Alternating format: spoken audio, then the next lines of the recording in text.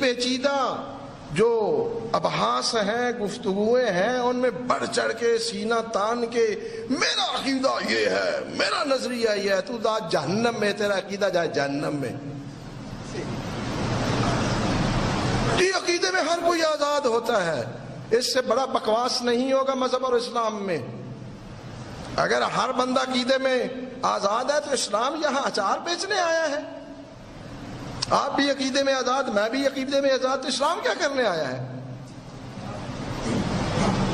کوئی شخص عقیدے میں آزاد نہیں ہے، اسے وہ عقیدہ ماننا پڑے گا جو اسلام اور مذہب نے عقیدہ دیا ہے۔ اگر عقیدے میں ہر شخص آزاد ہے تو پھر یہ قرآنی تعلیمات ائمہ اہل بیت علیہم السلام نے اتنی جو تعلیمات دی ہیں کس لیے دی ہیں؟ اتنی جو مصیبتیں اٹھائی ہیں کس لیے اٹھائی ہیں؟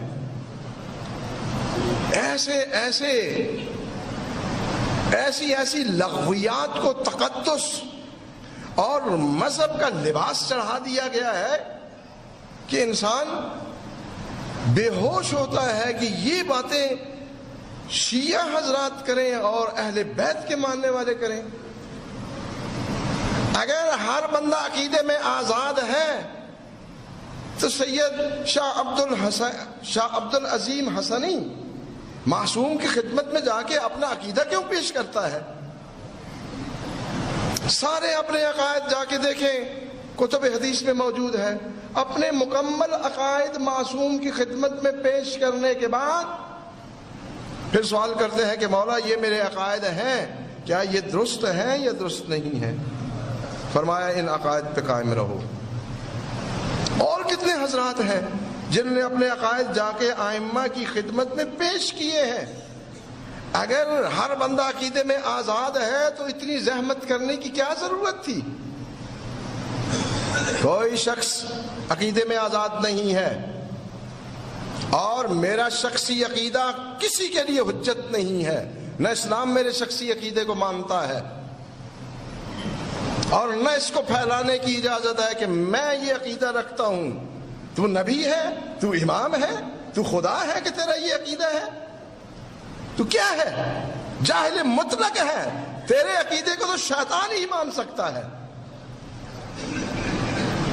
اور پھر جب کسی عقیدے کو اسلام سے منسوب کیا جاتا ہے، اس کے لیے بنیادی شرط یہ ہے کہ اسلامی ادلہ سے اس کے لیے دلیل لانی پڑتی ہے، اور عقائد میں کوئی ایک واقعہ، کوئی ایک حدیث یہ کبھی بھی عقیدے کی دلیل نہیں بن سکتی۔ اس کے لیے قطعی ادلہ چاہیے ہوتی ہیں۔ ایک حدیث حکم شرعی پہ دلیل بن سکتی ہے، لیکن عقیدے کے لیے کوئی ایک حدیث کبھی بھی دلیل نہیں بن سکتی۔ ہاں اگر خبر متواتر ہو، متواتر حدیث ہو، پھر اسے عقیدہ کے لیے دلیل بنایا جا سکتا ہے۔ یہاں من گھڑت واقعات بنا کے خود ان کو پھر دلیل کے طور پہ پیش کر دیا جاتا ہے۔ جناب یہ واقعہ آیا ہے، آپ انشاءاللہ مسجد سے نکل کے آج ایک تسبیح مجھ پہ تبرک کی پڑھنا، لیکن یہ حقیقت سن لیں، کیونکہ یہ ایام ہیں حضرت امام صادق علیہ السلام کی نیاز کے۔ ایک لکڑہارے کا واقعہ ایسا من گھڑت اور اتنی گستاخی معصوم کی نسبت کہ 1.25 کلو پوڑیاں نہ دینے سے معصوم نے اس کا گھر برباد کر دیا۔ الیاذ باللہ ثم الیاذ باللہ۔ میرا آپ لوگوں سے سوال ہے، اگر علاقے کا کوئی طاقتور شخص، اس کا کوئی شخص 1.25 کلو آٹے کا مقروض ہو اور وہ نہ دے، وہ جائے اس کا گھر برباد کر دے، اس کی اولاد کو قتل کر دے، آپ اسے انصاف سمجھیں گے؟ اسے انسانیت سمجھیں گے؟ اسے اخلاق سمجھیں گے؟ بے حیائی کی انتہا جو عام شخص کی نسبت بد اخلاقی شمار ہوتا ہے، آپ اسے مولا کا معجزہ پیش کر رہے ہیں۔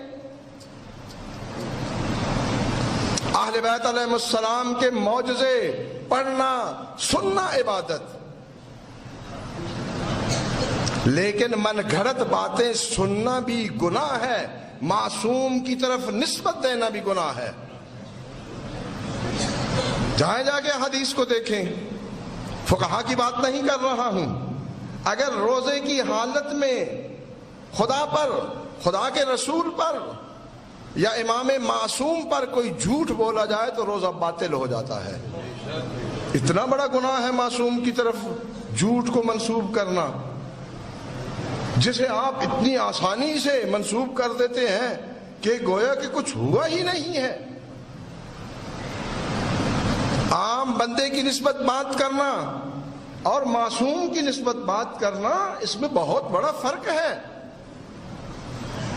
معصوم علیہ السلام کے ہر لفظ سے، ہر فعل سے، ہر اشارے سے اسلام کا حکم نکلتا ہے، اسلام بنتا ہے۔ عام شخص کے افعال سے اسلام نہیں بنتا۔ تو آپ برائے مہربانی نیاز پہ یہ من گھڑت قصے نہ سنائیں، حدیث قصہ کی تلاوت کر لیں، قرآن کریم کی تلاوت کر لیں۔